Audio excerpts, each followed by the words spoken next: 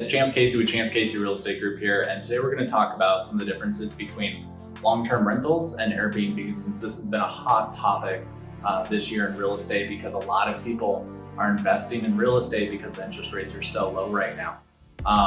Like me personally, I'm probably going to end up selling my house and buying like 3 or 4 different properties. So that being said, is what to think about for the differences of like establishing yourself in the Airbnb market or the long-term rental market.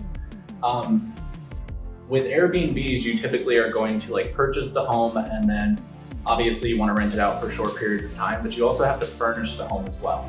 So there's going to be a little bit more of an upfront cost to do something like that. However, the upside of it can also be higher as well. You're typically going to want to pick areas that don't have HOAs that will hinder you from actually doing a short-term rental. So you have to check with the HOAs to basically make sure that that's okay. So no HOA communities are great for those, or HOAs that just allow it, master plans and stuff that allow the short-term rentals. So you kind of need a realtor to check in on those things for you. Or hot vacation spots. Like my dad personally, he lives in Wisconsin, Minocqua. It's almost like a Sedona for Arizona, and basically has like 5 or 6 Airbnbs out there. And just there's so many people that want to go there for vacation. So having it in a spot where people already want to go vacation is going to help you get more of those short-term rentals over them, possibly staying in a hotel for their vacation, like Scottsdale or Chandler, Gilbert, kind of around stuff.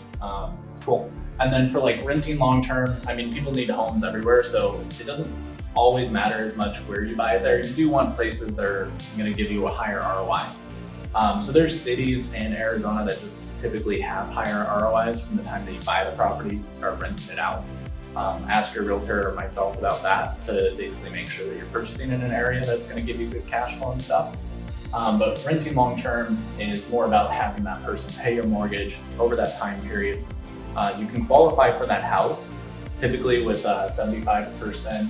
You basically get 75% of the income that you make on the rental for like fair market rent back on that house to qualify with. So you can actually qualify for it with typically lower, not like lower income, but just like lower overall like debt to income.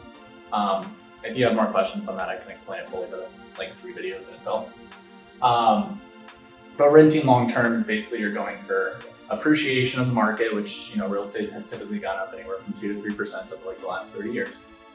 This year, a lot more than that. But the second is cash flow. So like, let's say you're making $500 for that house per month, and you do that over the span of 12 months, it's $6,000 back into your pocket. You get some things where you get a write-off on your taxes, which is cool, like tax depreciation and stuff.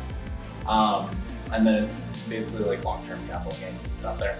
The last one is equity. Obviously, you have somebody paying off your mortgage, so if you have that property, and if you have an Airbnb, you can have somebody paying off your stuff as well.